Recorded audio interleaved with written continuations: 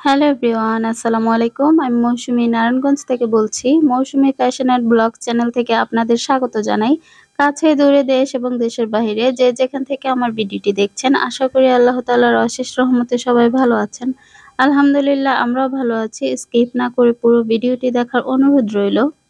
সুন্দর এই কালো রঙের উপরে আমি ড্রইং করছিলাম। আর এই দেখেন ক্যামেরায় কেমন যেন ফ্যাকাশে হয়ে আছে। এই কাপড়টা কিন্তু একদম কুচকুচে কালো। আ লাইটের আলো বলেন না বাইরের আলোর জন্য আরকি একদম ঘোলাটে হয়ে আছে।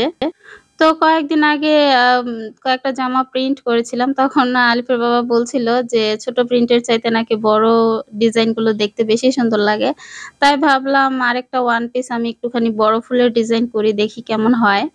তো বড়, বড় ফুল দিয়ে আ এটার উপরে আমি কাঁথা স্টিচের কাজ দিব। তো কাঁথা স্টিচের টিউটোরিয়ালটাও আমি নেক্সট ভিডিওতে শেয়ার করব। তো অনেক আপুই বা আ দেখতে চেয়েছিলেন যে আমি কাঁথা স্টিচের ভরতটা আসলে কিভাবে করি। তো সেইটাও শেয়ার করব ইনশাল্লাহ। তো গত ভিডিওতে আমি পেজ খুলে কিভাবে অনলাইনে বিজনেস করা যায় সেই বিষয়ে কথা বলেছিলাম। তো সেখানে অনেক আপুই কমেন্ট করেছিলেন যে আমি কিভাবে আ পে আ বিজনেস পেজটা খুলেছি। মানে আমার বিজনেস পেজটা কি আমি নিজে খুলেছি কিনা?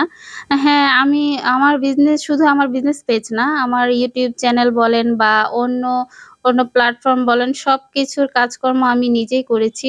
প্রত্যেকটা আ জিনিস আমি খুলেছি এবং এগুলোর সেটিংস গুলো আমি নিজেই করেছি। আর এগুলোর জন্য আমি কারো কাছ থেকে কোনো প্রকার হেল্পও নেইনি। আমার মনে হয় যেহেতু হাতে মোবাইল আছে সেহেতু অন্য কারোর হেল্প নেওয়ার কোনো প্রয়োজনও নেই। যেহেতু আমরা এখন মোবাইলের মাধ্যমেই সবকিছু জানতে পারি। আপনাদের কোনো কিছু জানার প্রয়োজন হলে ধরেন YouTube এও আপনারা অনেক কিছু পেয়ে যাবেন, অনেক আ আইডিয়া পেয়ে যাবেন এবং সাথে Google এও কিন্তু আপনারা অনেক ধরনের আইডিয়া পেয়ে যাবেন। যেই ধরনের জিনিসপত্র, যেই ধরনের কাজ সম্পর্কে আপনারা ভালো করে জানতে চান, তো সেইসব বিষয়ে যদি Google এ সার্চ করেন তাহলে কিন্তু ডিটেইলস এ একদম রিয়াল ইনফরমেশন গুলাই আপনারা পাবেন। আরেকজন আপু কমেন্ট করেছিলেন যে গ্রুপে কিভাবে যোগাযোগ করব? তো সেই সম্পর্কে আমি বলেছিলাম, তারপরেও আপনারা ভালো করে বুঝতে পারেননি। তো গ্রুপগুলো কি হয়? আপনাদের Facebook পেজে যে সার্চ বার গুলো আছে না? সেই সার্চ বারে গিয়ে সার্চ করবেন গ্রুপের লেট আপনারা যদি মেয়েদের পোশাক নিয়ে কাজ করতে চান সেক্ষেত্রে সেই ধরনের গার্লস গ্রুপ লিখে সার্চ করবেন। তাহলে কি হবে সেই আ পেজে যেকোনো মানে আরো অনেক পেজের লিংক আপনারা পেয়ে যাবেন। মানে পেজের অপশন আপনারা পেয়ে যাবেন বা গ্রুপের অপশন পেয়ে যান ওইখানে পেয়ে যাবেন। তো গ্রুপগুলোতে দেখবেন ভালো করে যে কোন গ্রুপগুলো বেশি মেম্বার থাকে। মানে হাজার মেম্বার, মিলিয়ন মেম্বার থাকে। তো সেইসব গ্রুপে এড হওয়ার চেষ্টা করবেন। আর অবশ্যই গ্রুপে গিয়ে আগে যাচাই করবেন, দেখবেন যে গ্রুপগুলোতে মেম্বার কিরকম আছে।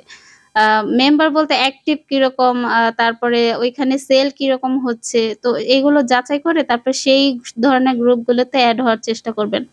অবশ্যই অ্যাডমিনের সাথে যোগাযোগ করবেন। সেইসব গ্রুপে অ্যাডমিনদের সাথে যোগাযোগ করবেন বা কিভাবে আপনারা গ্রুপে সেল পোস্ট করতে পারেন এই বিষয়গুলো নিয়ে আলোচনা করবেন।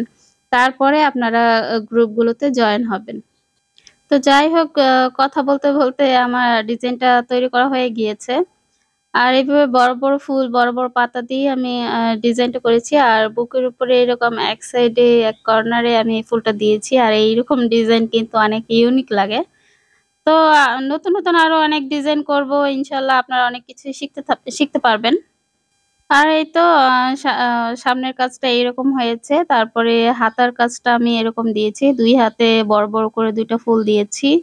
আর সেম ফুলটাই আমি পিঠের উপরে দিয়েছি। তো এরকম বড় করে পিঠে ফুল দিলে কিন্তু দেখতে সুন্দর লাগে। আর এটার ভিতরে কি সুতার কালার দিলে ভালো লাগবে অবশ্যই একটু কমেন্ট করে জানাবেন। আমি ভাবছিলাম কালোর উপরে আসলে কি কালার দিলে ফুটে উঠবে, দেখতে সুন্দর লাগবে। আর এটা আমি 2 পিস করার চেষ্টা করব। ভয়েল কাপড় দিয়ে জামা আর প্রাইডের ওড়না দিব। তো প্রাইডের ওড়না দিলে ভালো হবে। ভয়েলের ওড়না তো ছোট হয়, সেটা তো অনেকটাই প্রবলেম হয়ে যায় ব্যবহারের ক্ষেত্রে। তাই প্রাইডের ওড়নাই দিব। আর এই তো গতকালকে আমার হাসব্যান্ডের তো বন্ধ ছিল, সবারই বন্ধ ছিল। তো ঐদিন বিকেলবেলা বলছিল যে, "চলো ছাদ থেকে একটুখানি ঘুরে আসি।" মারিয়ামটা খুব বিরক্ত করছিল, ঘরে থাকতেই চাইছিল না, খুব কান্নাকাটি করছিল। তাই একটুখানি ছাদে চলে গেলাম। আর এটা হচ্ছে ৬ তলার একটা ফ্ল্যাট, মানে আমাদের বিল্ডিংটা হচ্ছে ৭ তলার ফ্ল্যাট। একদম এই এলাকার মধ্যে সবচেয়ে উঁচা বিল্ডিং হচ্ছে এই আমাদের বিল্ডিংটা। আর এই ৬ তলার বিল্ডিং এ কোনো কাজ করা হয়নি। এটা অফ আছে।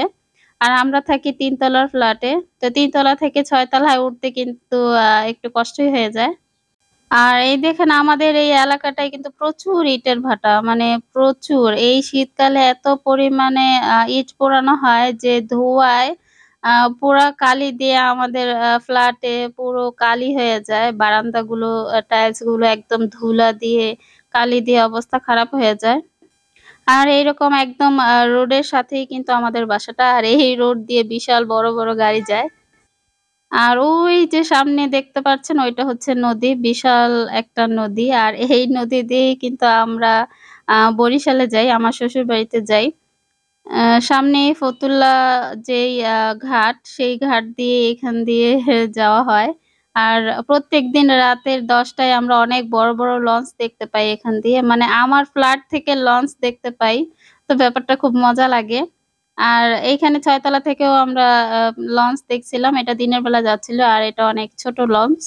আর বরিশালের লঞ্চগুলো তো অনেক বিশাল বড়, বড় হয়। আর এটা অনেক ছোট ছিল।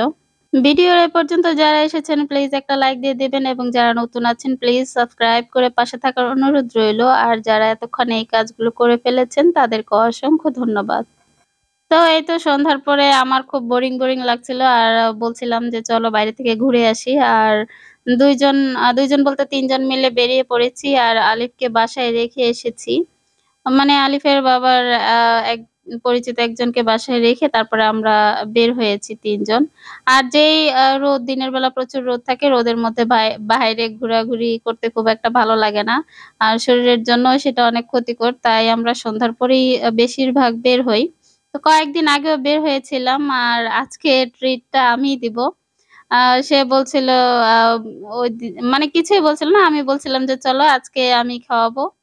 তো এইরকম বেরিয়ে এসেছিলাম। আর এই দেখেন সবাই এখানে ছবি তোলা নিয়ে খুব ব্যস্ত, ফটোগ্রাফি করছিল। আর আমরা উপরে চলে গিয়েছি। তো এখানকার পরিবেশটা খুবই খোলামেলা আর খুবই ভালো লাগে। আ একদম খোলামেলা, একদম নিরিবিলি। পরিবেশটাও একদম গাছগাছালি দিয়ে ভরপুর ছিল। আ প্রায় গ্রাম্য সাইডের মতো আরকি। তো মারিয়ামটাও খুব এনজয় করেছে। ওকে নিয়ে বাইরে গেলে ওর কোনো কথাই নাই। ওর মুড পুরাই ভালো হয়ে যায়। খুবই খুশি হয়ে যায়। তো খুশি হয় ১ম একটু ভালোই থাকে। কিন্তু পরে আবার ওর বিরক্ত শুরু হয়ে যায়। এটা ধরতে চায়, ওটা ধরতে চায়, নিচে নামতে চায়। যত আবোল-তাবোল সিদ্ধান্ত, মানে একদম কোলের মধ্যে থাকবে না, খেলবে না। এইরকম বাচ্চাদের নিয়ে একটু ঘোরাফেরা করতে গেলেও খুব জ্বালা শুরু হয়ে যায়। আর এই দেখুন প্রচুর বাতাস ছিল আশেপাশে। খুবই ভালো লাগছিল। একটু খোলামেলা ছিল তাই। আর এই তো খাওয়া-দাওয়া স্টার্ট হয়েছে। আর মারিয়াম তো দেখতেই পাচ্ছেন খুব বিরক্ত করছে খুব। মানে ও এটা ধরবে, ওটা ধরবে, খেতে দিবে না, নিজেও খাবে না, এই একটা অবস্থা। তো যাই হোক, আমার কথায় কাজে কোনো ভুল ত্রুটি থাকলে সবাই ক্ষমা সুন্দর দৃষ্টিতে দেখবেন। আর অবশ্যই কমেন্ট করবেন। কারো মনে কোনো প্রশ্ন থাকলে আ কমেন্ট করবেন। অবশ্যই আমি রিপ্লাই দিব। আর কেউ কোনো ধরনের ড্রেস নিতে চাইলে পেজে ইনবক্স করবেন।